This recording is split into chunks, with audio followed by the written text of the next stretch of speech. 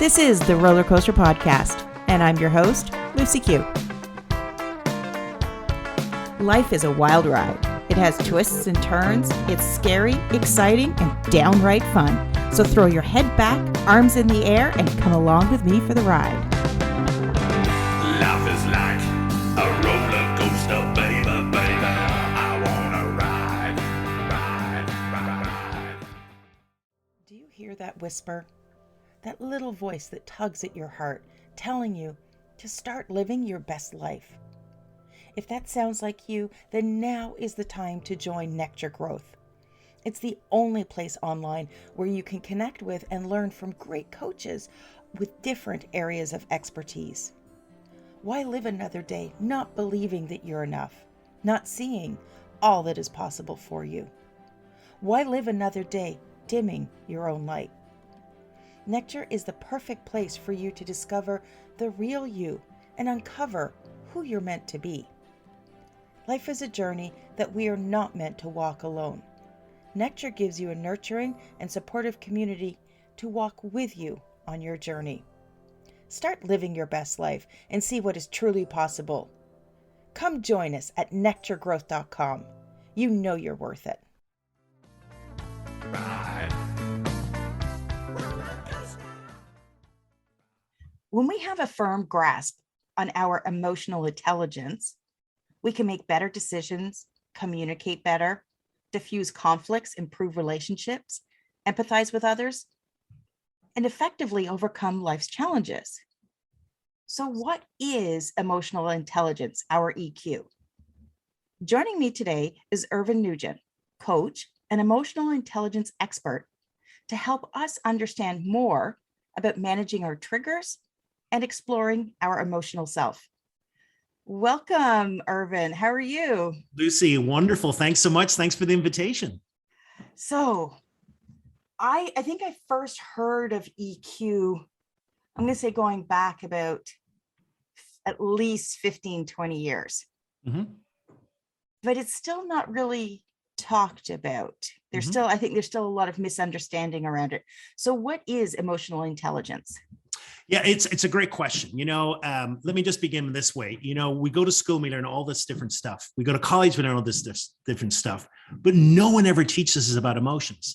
It's almost as if we're supposed to pick them up as we go along. And for some people that they do that in a good way, for others, it just doesn't happen. So when it comes to emotional intelligence, I like to explain it. People with high emotional intelligence can do four things very well. The first thing is they have very good self-awareness. They are aware of the emotions they are feeling in that moment. They're aware of being triggered, and they're aware of the consequences of that triggering. The second thing is they have a set of tools that help them manage emotions in the moment. So when they're experiencing a certain emotion, they can turn to a particular tool that helps them cope with the situation or deal with it. The third thing is they're able to read other people. So they're aware of what other people are experiencing. They have empathy to connect with those people. And then fourthly, they're able to manage the relationships that they have with other people. And you talked about be that in conflict, be that managing other people, whatever it is in situation, they can manage a relationship to an outcome that they deserve. Okay, so there's a lot in that. Yes, huge amount. Let's start off with the first piece, the self-awareness. Yep. What are some of the ways, because I know there are some people listening that don't even know how to start gaining that self-awareness. So what does that involve, and what are some of the steps to, gaining that clarity? Yeah, so it's a great question. I would say that some people are what I would call more emotionally literate than others. So just begin to notice the words you use around emotion. For some people, it's a very rich language. For others, it's very limited. So when I ask, how are you feeling? I'm angry. Well, what does that mean? I don't know. I'm angry. Well, describe it. I don't know. I'm angry. So it's that limited ability to describe something. So I think we can begin to expand that in a number of ways. First of all, what we want to do is be able to describe the intensity of the emotion that we're feeling. So a simple way of doing that, say, I'm angry. Well, and on 1 to 10, what is that? Is that a 10 or is that a 1? And if it's a 1, say, well, maybe you're just miffed. Or if it's a 10, you're actually livid, you're furious, I'm explosive. So this ability to kind of nuance what we're feeling. The second thing I would say is that the way that we experience emotions is that we actually physically feel them before we become conscious we have an emotion. So very often in our world, we value our people from the neck upwards. What can I bring intellectually? And we miss out on the fact that our bodies speak a whole language to us that many times we're ignoring. So to become more in tune with where am I feeling this? Am I feeling heat? Am I feeling cold? Is my heart beating? Am I sweating? Do I feel tension in my body? Or do I have fists, my fists clenched because I'm so angry? This is really powerful for people to know, because the sooner we can recognize our physical signs, our ability then to realize, oh boy, I'm really triggered. And then the triggers come to the third thing with self-awareness is to know what moments in our life really set us off. People have the ability to press our buttons or situations, and to know that, because some people don't. Some people fly off the handle, and then people are going, whoa, and say, well, I don't know, did I really? So very often what we've got to know, that is a backwards process. It's a matter of, oh boy, I said something or I did something I shouldn't. And then it's kind of like, what got me? What really pressed my button?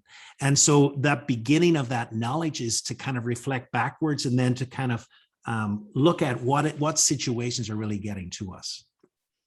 So if we can identify a trigger for ourselves, are we better off to either avoid those situations, or is this where the tools come in and you learn how to manage them in a certain way?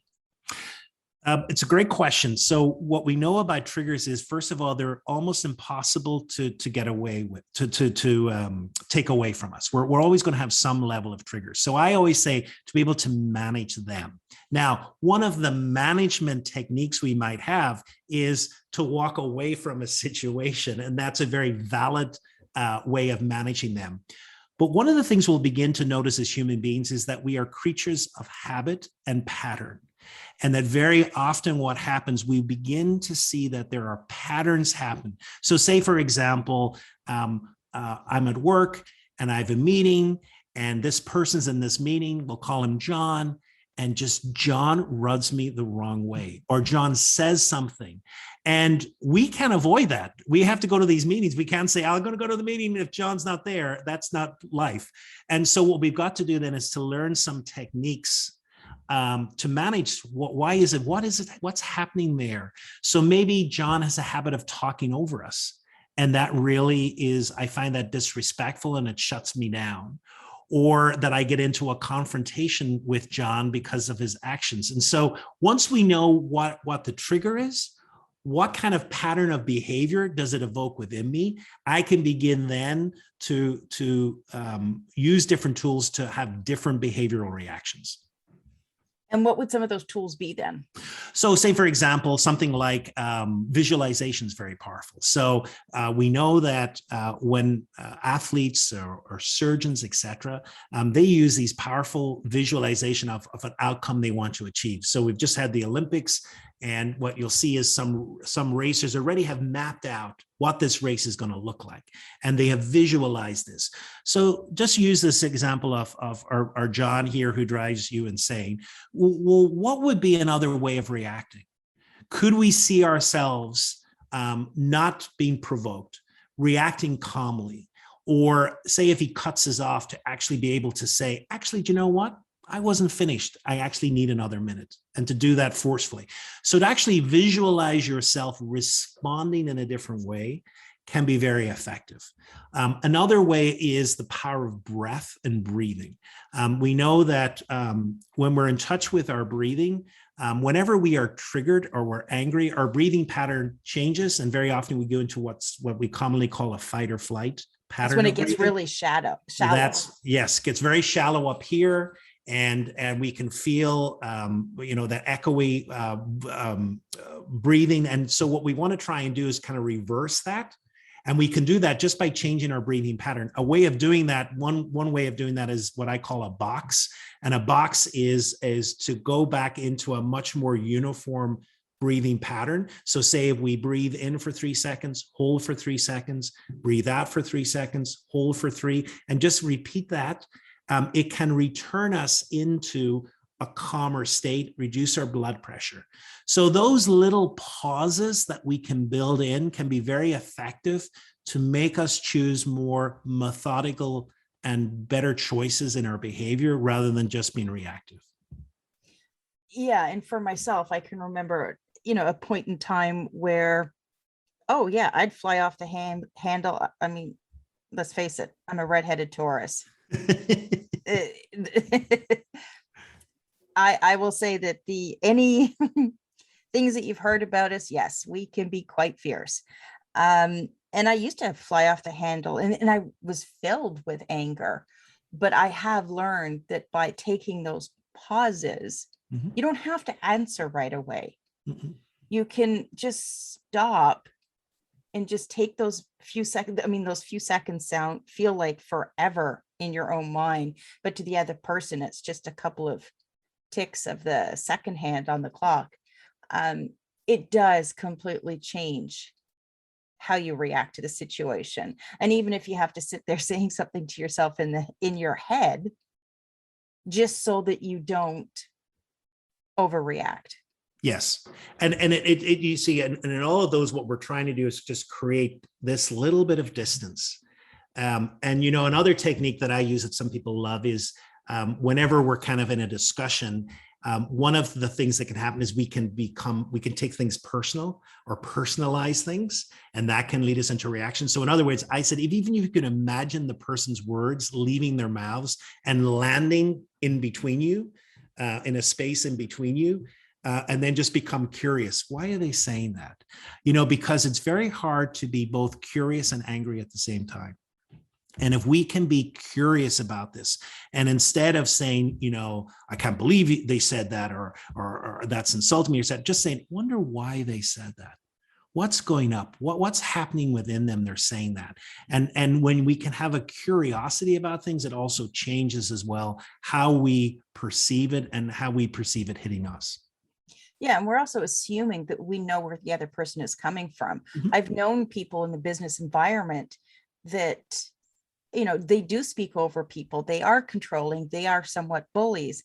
But then you see them around their spouses and you understand that the tables are turned on them. So they're acting out in, say, the boardroom because that's happening to them at home. Correct. And the other thing as well, I think that happens, Lucy, is that we assume that they know what they're doing. Very often people are very self-aware. And sometimes when we shed a light on people and say, did you realize that you keep speaking over this person? They said, no, I don't. I said, actually, you do. And so in other words, then people very often are unaware of some of the actions that they're doing. Yeah. For people that like to speak over and just not give you your opportunity to get out what you want to say, I found that sometimes if you just remain completely silent and you let the deadly silence carry, and then you're like, oh, can I talk now? Yeah. You're kind of letting the other person see what they're doing. Sometimes it works, sometimes it doesn't. Silence is a great tool, actually, and not often used because I always like people have a weird relationship with silence at times. For some of us, we're comfortable with it. For others, it's like to be avoided at all costs and must be filled up. So, but silence itself can be incredibly impactful. Yes, definitely. And that then leads into how we actually read others, because a lot of the time, people don't even know how they're behaving and what they look like. And I can't help but laugh because sometimes my husband will say to me, he's like, well, what's wrong? And I'm like, what do you mean what's wrong? And he's like, you have that face on. And it's like, oh, I didn't even know I was doing it, but he can see that. So how is it that we can effectively read others? So there's a number of different ways that I think we want to focus on. Number one is the face. So I think we are innate readers of other people anyway. And certainly if we've become, if the person, like in your situation with your husband, so someone we know on a daily basis, we begin to be able to see what's on the face. Now, we know that there are actually 7 universal emotions. And those universal emotions are surprise and fear, anger, contempt, disgust, happiness, and sadness. And when we see this on a person's face, we know that it's a genuine emotion that's being felt. We don't know why they're feeling it, but we know that they're feeling that. So we can begin to read some emotions in people's faces. Even if they're trying to suppress those emotions, they still leak out. So that's one way. Body language is another way. Now, the whole field of body language in many ways is a landmine, because it's like, oh my God, there's all these different opinions. But the way I like to simplify it is the person in front of me, are they feeling anxious? Are they closed? Or is this person feeling happy? Are they open? Are they receptive? And I think, in many ways, if we narrow it down, there's a number of different signs for each of those that I think we can look at, and we can say, oh, okay, this is what I'm interpreting. Where we get into trouble with body language is that we take one little piece of body language, like, for example, folding the arms, and we read everything into it. And the problem is then that gets us to make mistakes, because that's not a universal signal. People say, oh, that person's being closed to me. Well, it may be that this is just comfortable to them. It may be that they're cold, etc. So we just have to be careful. But those areas are important. And then the other thing then is just the energy in the room. When we walk into a room as well, in a kind of, say, a more collective, I've seen people walk into a room where there is a heaviness. You can feel it. Yeah. And the person just ignores it and starts the meeting as if nothing's happened. So to recognize kind of the energy as well, and to acknowledge that, and to acknowledge that you feel it, and to put it out there as well, can be really important. How can you address it without, because if you walk into a room and, there's a saying goes, you can cut the tension with a knife. Mm-hmm. How can you address it and diffuse it and not throw gasoline on the situation? So it's an interesting question. So first of all, I'm going to make an assumption here that you know the cause of it. So just say that just say there's been cuts or something, or there's a threat of cuts or something. That's a great one in an organization. This gets everyone worked up. So I think there's a number of ways of dealing with it. First of all, your energy. I think it's very important that your energy matches the energy, and that you're able to bring it up. So you don't want to go in and you don't want to say, hey, everyone, how's everyone doing? Great day to be here, because, boom. So you want to go in and you may not be able to kind of bring it up, or you may not. But what's important is to kind of go in there. Hey, everyone, how's everyone doing today? So just kind of go in with that kind of energy. The second thing is to acknowledge, to say, I just want to acknowledge the fact that we're in a situation where people are feeling this situation, etc. We may not be able to talk about it, but I just want to acknowledge that. That can be really important as well, that people realize that their concerns are being acknowledged. And I think that can go a long way without throwing fire on it. And there may well be then a situation where you do have to have an honest discussion about this, and to be able to kind of maneuver that conversation, which may at times get heated, or allow people to speak up. And at times that's important to have those conversations too. Yeah. And I would gather from that by acknowledging the situation is making the other people in the room feel heard. Yeah. The main thing here is, I think what we confuse at times acknowledgement as agreement. So in other words, I can disagree with something you're saying. I don't have to accept what you're saying, but if I can acknowledge the genuineness of that and accept it, then at least the other person feels heard. And that's so much, that's, as you say, it's incredibly important, because I would say if there's a hunger in our world, if there's a hunger in the workplace at the moment, is that people don't feel heard. People don't feel listened to. And so this ability to come in and to really be receptive and to listen at times has really an impact that is incredible. Okay, so how do we take all of this into our fourth step, that fourth component that you talked about in managing our relationships? So say, for example, when you have important conversations happening in the dynamic, say, of a conversation, first of all, what's happening, you yourself are becoming aware of what's going on within you. I often say that when we're preparing, say, for an important conversation, very often what we practice in our minds is the words that we're going to use, how we're going to start it. I'm going to say this, and then I'm going to say that. We never think about, you know what, this is how I'm going to feel in this conversation. Or if this person says something to me, I may feel angry. And that's really important to think about that, and to think about, well, how am I going to respond? What am I going to do if I get angry in this situation? What am I going to do if this person comes on strong to me and I don't want to get to bring up what I should bring up? So to think about things like that is really important. So to be aware of how you're feeling, to be aware of any potential triggers, and then to have those tools to manage those. So say, for example, I'm going to breathe, I'm going to use this exercise or this technique.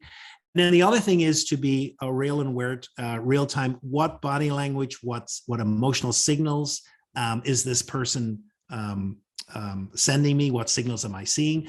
And just the ability then to show empathy and to connect. Am I kind of moving away from the person? Is this conversation, or am I actually equally engaged in this conversation is important too.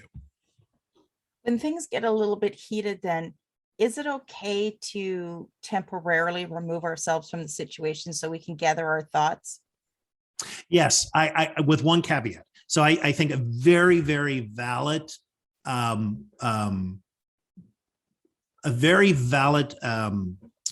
response is to say to the person, you know what, I think it would be good if we could put a little space in this conversation to really think things out. There are certain things that have come up here that I need to think a little bit more of. And at the moment, I'm not quite sure I'm in the position to do that. As long as that's not an excuse to get away from further engagement. I think what happens very often is we put space and we never have the following conversation. So I think I would even say, can we get together next week? Let's get a time, or let's do it later. Let's just meet in an hour. Always have that resulting conversation, because I think that's important as well. Yeah, that makes a lot of sense. It's just to, put a deadline on the following up conversation, but also it takes courage and vulnerability to be able to say, wait a second, I'm feeling a little bit angry or whatever in the situation. I need to think about it before I say anything. I think there's a lot of value in that, and that can definitely help some very difficult situations. Yeah. And you just said something about that. I language is very important. I am feeling. So, so this ability to, as you say, kind of be a little vulnerable to express what we're feeling and use kind of that I language, because very often when anger gets out of control, it becomes pointed to the other person. You made me, you did this, and then that then becomes almost accusatory. And then people get defensive, and then you can feel this spiral. And so what we want to try and stop is that spiral happening, and very much this is how I'm feeling at the moment. And then the tone becomes important as well. The tone that's said, because when you're saying something a little more vulnerable, the tone becomes a little calmer and a little gentler, and that can be really helpful too. Does it matter if we say I think versus I feel? Because that came up in a situation just yesterday for me where I was going to respond to something, and I was trying to gather my thoughts. They were around, I think that, and then I realized, no, I'm feeling this. So is there actually a difference in those two phrases, or am I just splitting hairs? Well, there can be. I think yes. I mean, I think this is how I feel, or I feel is I'm thinking. I'm not. First of all, am I sure? I'm not sure. I mean, what am I feeling? I think I'm angry. No, I'm angry. I'm actually angry in this moment, and there's a power about that in saying that. Because again, at times people have a preference, and at times it can be very often we can get very heady in our conversations, and we never really get to the heart or to the emotions. And I think those are important. And so when it's okay to say, if we're talking about something, planning or something here, here's what I think about this, but when it comes to kind of an emotional connection and a relationship and things to do with a relationship, I think feeling language is incredibly important. And, on the whole topic of emotional intelligence, are there any myths you'd like to dispel about them at this time? Oh, there's a few. First of all, I would just say that unlike IQ, emotional intelligence is something that can be developed throughout a person's life. What we tend to see, the pattern is that in their mid-20s, people then start going on a trajectory of increasing their emotional intelligence, which kind of would be normal as more life experience, and kind of peaks in their mid-50s, et cetera, and kind of doesn't go down, but just kind of stays there. But with emotional intelligence, there's an opportunity each and every day to grow it. And I think very often people don't have that opportunity. So I think one of the myths would be you're never too old to grow in your emotional intelligence. You're never too old to begin to examine and explore your emotional life. And so I think that's important. And another myth then from that is that some people just aren't emotional and they don't express emotion. I'm a cold fish. I've seen this in business a lot. I just don't have emotions. I said, no, you actually have lots of emotions. It's just the way that you choose to express them is different. And so what we're not seeing is a lot of kind of external emotionality, but that doesn't mean that there's not emotions happening there. And actually for that person, it can be a really struggle because I think other people need to see emotions. And very often, when I'm working in organizations where I've got a person who's what we're called like there's very little emotionality going on, people really struggle. Because it's like, well, I don't know what to think. What you need to give me something here. Are you happy with this? Are you sad with this? Are you angry about that? And I think people then need to be aware that even though externally I don't show a lot, I need to be able to express my emotions in different ways and let people see that this has impacted me emotionally. That makes sense. Now, Irvine, as we wrap things up here, did you have any final words of wisdom you wanted to share with our listeners? So one of my words of wisdom is, we have been 18 months into a pandemic, and we have, God knows, grown used to the reality that there is this invisible virus, which we may catch or not catch. And, for those of us involved in the world of emotional intelligence, we also catch our emotions. Emotions are contagious. And to really realize that also is a power that we have. And I would just ask, the listeners to think about, during the day, to be conscious of that question. What emotion am I sowing into this situation now? What emotion am I sowing as I come into work? What emotion am I sowing as I come into my family or social gathering? And is it the emotion I want to sow? And do I need to make any adjustments? Because those emotions are caught by others. So true. So true. And where is the best place for people to connect with you? So you can go to my website, which is my name, irvinenugent.com, IRVINUGENT.com. And also I have a YouTube channel. And every Wednesday I produce a video to do with different aspects of emotional intelligence at work at home. And if you just put my name and search for it in YouTube, you'll also find me there. And you're also on TikTok. I found you there. I am. Yes. I'm exploring the TikTok world. I know. So am I. So when I saw you're on there, I'm like, oh, good. Somebody else I could check out to see how they're doing things. I know. Yeah. So yeah, I'm dabbling there. I'm putting my big toes in the water. That's about it at the moment. It's a big old unknown ocean that TikTok I know, it totally is. Yeah, absolutely. Yeah. Well, Irvine, thank you so much for joining me today and sharing your story. My pleasure, Lucy. It's been a delight.